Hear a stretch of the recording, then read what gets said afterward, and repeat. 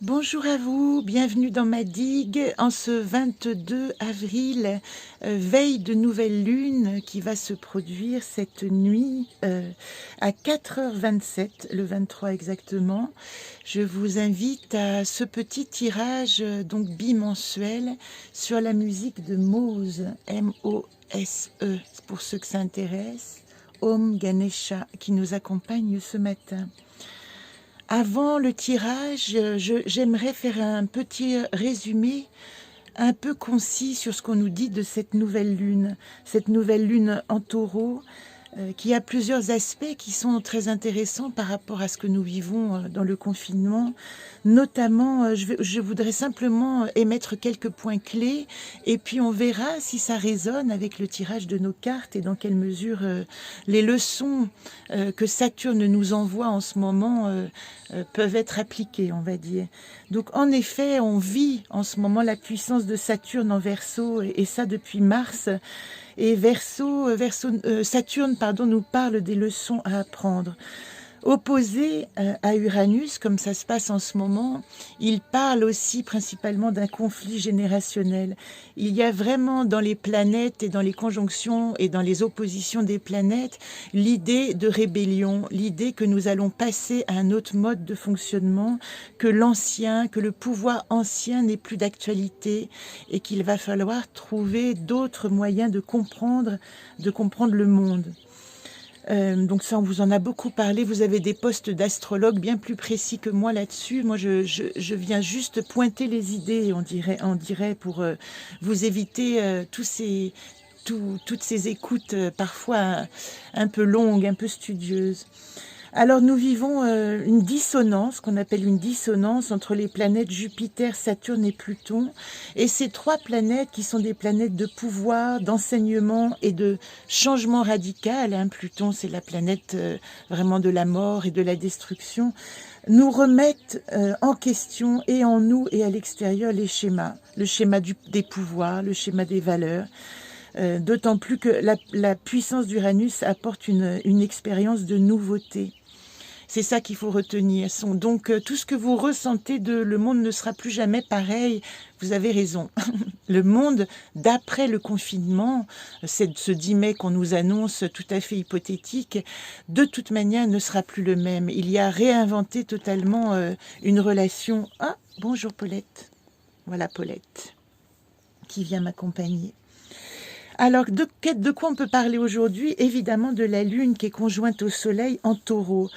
Alors, déjà, la Lune conjointe au Soleil parle vous voyez, l'homme et la femme, le yin et le yang, le père et la mère, parle déjà de fécondation, de fécondité, de germination.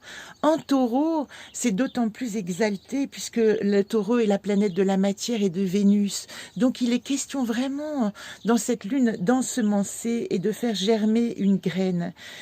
Comme je vous parlais d'Uranus tout à l'heure, cette graine, elle est liée à notre imagination, non seulement à l'émotion du taureau, mais aussi à l'imagination d'Uranus.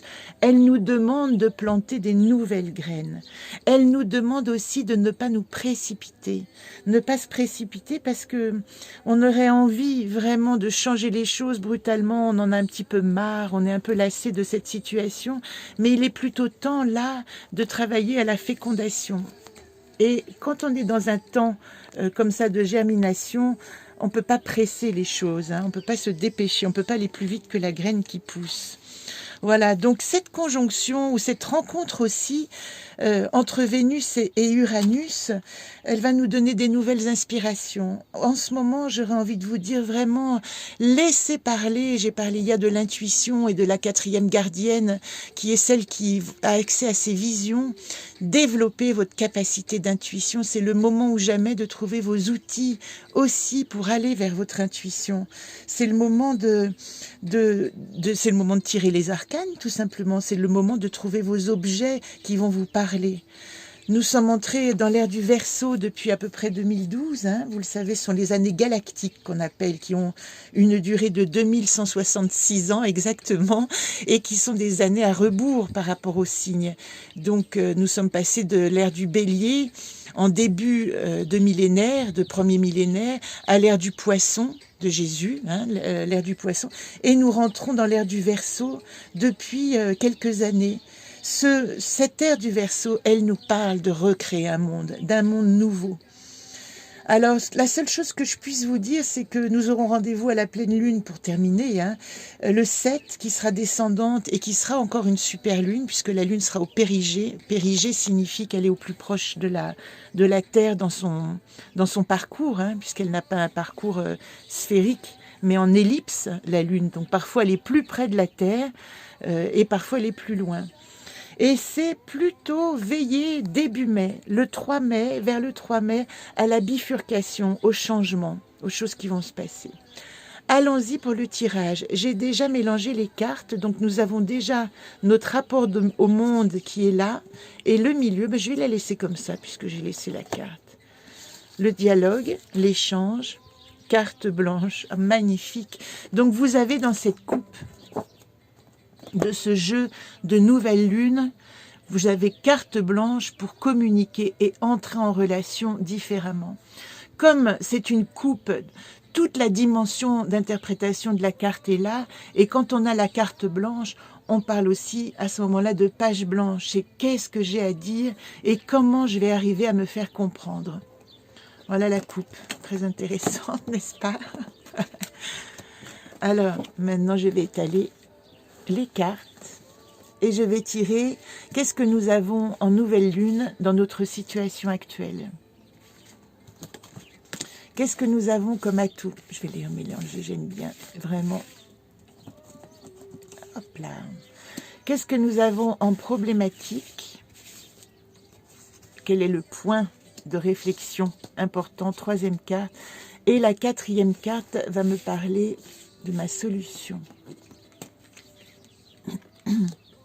Voilà, quand vous tirez, quand vous avez votre jeu et que vous voulez faire un tirage sur une question précise, je le rappelle, situation actuelle, les atouts, la problématique et la solution ou ce vers quoi je tends.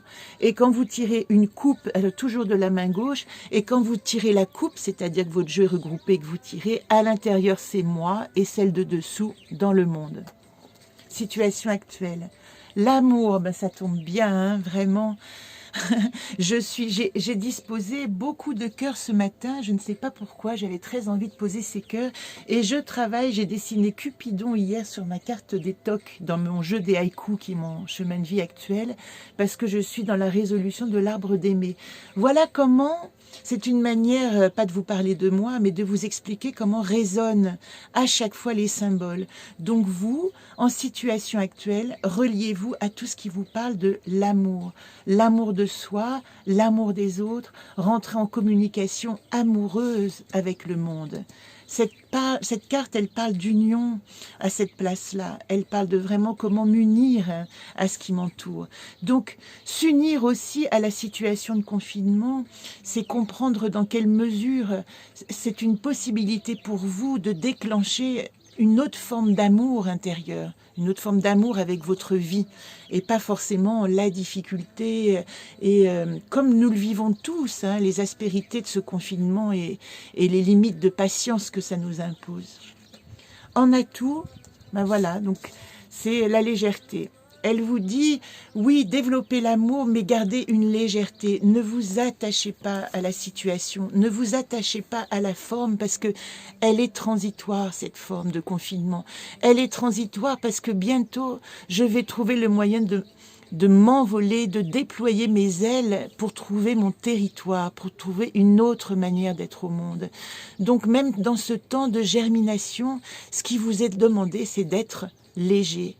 Ne vous attachez pas, ne vous préoccupez pas de consolider, préoccupez-vous plutôt comme le pissenlit qui est en ce moment dans sa forme de parachute, vous savez, ces espèces de petites fleurs quand on souffle dessus qui s'évaporent, soyez le pissenlit après la fleur, laissez-vous, j'aime bien ce mot qui n'existe pas, disprayer, répandre à travers le monde, laissez répandre vos idées et vos graines fertiles dans le monde sans vous demander quel est l'objectif et quel est le but, simplement les laisser s'envoler, elles vont trouver leur champ de fécondation. Alors là, ce qui vous est demandé, vous voyez, pendant tout le temps des chroniques précédentes, nous avons eu le paysage intérieur. Allez explorer notre paysage intérieur. Et là, on nous dit, stop maintenant de regarder dedans. Vous avez assez regardé dedans et servez-vous, ouvrez votre œil vers l'extérieur. Rester dedans, ce serait risquer de s'obnubiler sur son paysage intérieur. Il est question, et avec aussi la carte de l'échange et de la relation qu'on a eue en couple, il est question maintenant de se demander comment rentrer en communication avec l'extérieur, comment aller faire germer nos graines d'amour vers l'extérieur. Donc, Iodine, en 3, nous met dans la situation de attention à ne pas nous obnubiler par nos idées intérieures, notre vision intérieure, et commencer à ouvrir les yeux sur l'extérieur. Enfin, en solution, oh, c'est magnifique parce que ça, c'est la carte de la matérialité. Je vous ai dit que nous étions dans une lune en taureau et la lune matérialise. La lune, c'est la terre-mère, c'est comment je fais féconder mes idées. Et donc, vraiment, l'idée, c'est de ce pissenlit. D'ailleurs, on les voit ici, ces petites graines de pissenlit. Laissez-les aller germer dans le monde. Il est temps maintenant de vous ancrer dans qu'est-ce que je vais faire concrètement à l'extérieur. C'est pas le faire, c'est pas, je parle pas de matérialiser, mais de trouver le lieu de la matière, le lieu de la matérialisation. J'adore ce jeu qui me donne beaucoup de force pour continuer mon chemin et j'ai le grand plaisir de vous dire à demain pour commencer les chroniques du voyage immobile, dans lequel nous allons peut-être commencer les fondations de ce nouveau monde. J'ai envie de vous lire une autre carte. C'est pas une carte, c'est un texte de Jung que j'ai lu hier et que je trouve absolument... Vous pouvez pas me lire, donc je vais le lire moi. Parce que je vous donne beaucoup d'informations théoriques, mais sachez que Jung, qui est mon grand maître à penser, hein, vous vous en doutez pour ceux qui le connaissent dans toutes mes réflexions, Jung me dit « Apprenez les théories le mieux possible, puis mettez-les de côté quand vous entrez en contact avec le vivant miracle de l'âme humaine. » Et c'est à cela que je vous invite dans ce post, c'est laissez-vous guider par votre intuition, envolez-vous en suivant ces germes de fécondation et laissez-les s'ancrer dans la matière. C'est le miracle de la vie.